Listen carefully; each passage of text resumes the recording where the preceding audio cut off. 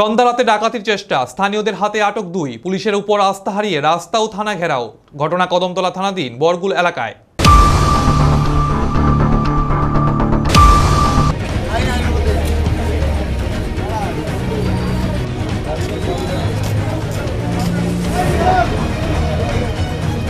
পুলিশের উপর আস্থা হারিয়ে রাস্তা ও থানা ঘেরাও। উত্তপ্ত পরিস্থিতি সামাল দিতে গিয়ে ছুটে যেতে হয় অতিরিক্ত পুলিশ সুপার, মহকুমার পুলিশ আধিকারিক সহ ধর্মনগর উঁচুরাইবাড়ি থানার ওসি সহ বিশাল পুলিশ বাহিনীকে।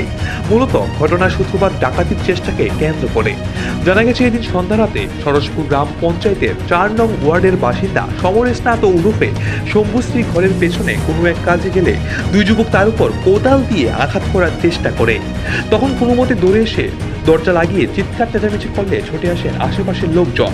খবর পেয়ে কদমতলা বাজার থেকে ছুটে আসেন স্বামী সমরেশ। মুহূর্তে শত শত মানুষ জড়ো হয়ে থাকেন। প্রসঙ্গত, বিগত কিছুদিন যাবৎ কদমতলা থানা এলাকায় মাত্রাতিরিক্ত ভাবে চুরির ঘটনা বেড়েই চলেছে। এদিকে জনগণ চোর সন্দেহে রাহুল আহমেদ ও হাসান উদ্দিনকে আটক করলে পুলিশ ধৃতদের উদ্ধার করতে গিয়ে অনেক যানজটে পড়তে হয়। জানা গেছে, উভয়ের বাড়ি দক্ষিণ কদমতলা 4 ও 3 নং ওয়ার্ডে। অপরদিকে উত্তেজিত জনতা পুলিশের উপর ক্ষোভ উগরে দিয়ে থানার সামনে রাজপথে টায়ার জ্বালিয়ে থানা অবরোধ করে বিক্ষোভ দেখাতে থাকে।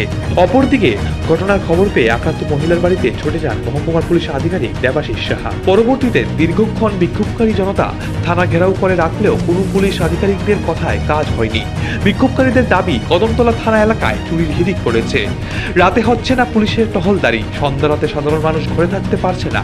অবশেষে রাত 10টা নাগাদ মহকুমার পুলিশ আধিকারিক দেবাশিস সাহা বিক্ষোভকারীদের আশ্বস্ত করে সকল আইন প্রক্রিয়া ও পুলিশ টহলদারির অটোসাটো করার প্রতিশ্রুতি দিলে বিক্ষোভকারীরা তাদের প্রতিবাদ থেকে পিছপা হয়।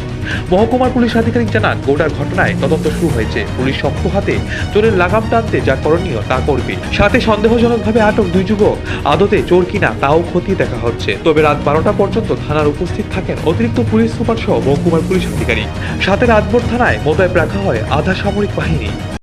8টা নাগাদ সরসপুরের এখানটায় একটা ইনসিডেন্ট হয়।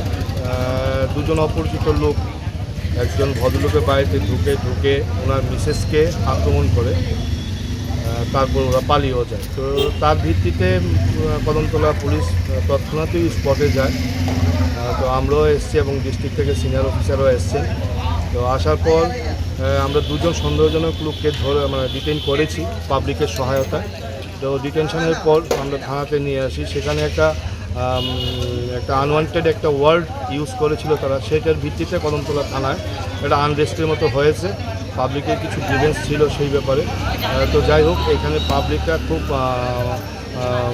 হেল্পফুল, পুলিশের সঙ্গে যথেষ্ট সহযোগিতা করেছে এবং তাদের কিছু দাবি ছিল, যে দাবিটি সত্যি প্রয়োজনীয় দাবি, যে এলাকাতে পুলিশ প্রহরা বাড়ানোর জন্য। তাছাড়া বেশ কিছু ইনসিডেন্ট হয়েছে, সেই ইনসিডেন্টগুলি ডিটেকশনের তারা তীব্র দাবি রেখেছিল।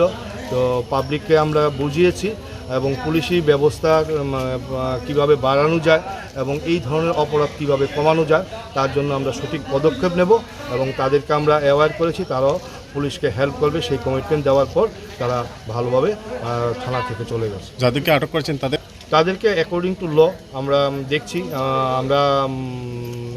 ওরা বলেছে যাদের বাড়িতে চুরি হয়েছে তারা একটা এফআইআর দেবে, সেই এফআইআরের ভিত্তিতে অ্যাকর্ডিং টু ল আমরা যা করার তা আমরা করি। আজকে যার বাড়ি চুরি ঢুকে, আমি তো আমার কথা বলার শুরুতেই বলেছিলাম, 2 জন অপরিচিত লোক ওই বাড়িতে, ভদ্রমহিলা একা ছিলেন, ওনার বয়স্ক শাশুড়ি ছিল। তো ওই অ্যাটেম্প করেছে চুরির জন্য, চুরি করতে পারিনি, কিন্তু মহিলাকে অ্যাসাল্ট করতে চেষ্টা করেছে, একটা কুদালের বাট দিয়ে মারতে চেষ্টা করেছিল। তারপর মহিলা যখন চিৎকার করেছে তখন ওরা পালিয়ে যায়।